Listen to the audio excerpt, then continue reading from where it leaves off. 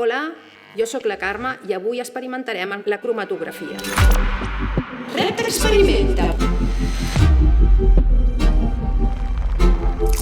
Segurament que alguna vegada heu provat a barrejar colors diferents, per exemple, el groc i el blau, per formar el color verd. Però avui farem justament el contrari. Intentarem separar els colors que hi ha dintre d'un color. I per fer-ho utilitzarem una tècnica que els científics utilitzem moltes vegades, que es diu cromatografia. Els colors primaris són els que teniu aquí en aquesta imatge, que són el cian, el groc i el magenta.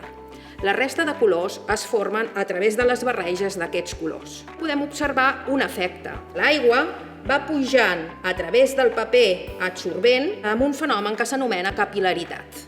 Si anem observant els diferents gots, ja es comença a veure l'efecte que desitjàvem, que era separar els colors que hi ha dintre d'un determinat color. Per exemple, aquí el taronja. Podem veure que l'aigua ha pujat per aquell fenomen que dèiem que es diu capil·laritat a través de tot el tub absorbent i ha començat a humitejar el paper de filtre. I en aquest recorregut que fa l'aigua a través del paper de filtre arrossega els diferents colors o pigments que hi ha continguts dintre d'un determinat color. Podem observar que hi ha una clara diferenciació de colors i aquests serien els colors que formen el color taronja. Per exemple, el que podem veure aquí és que interiorment es forma un cercle de color rosat, mentre que en la part exterior és més grogós. Podeu observar també aquest color negre, que també es comencen a formar cercles de diferents colors. En canvi, amb l'altre negre que hem utilitzat, que és aquest d'aquí, que és aquest rotulador permanent, aquest fenomen no s'observa, no hi ha separació dels pigments que l'integren.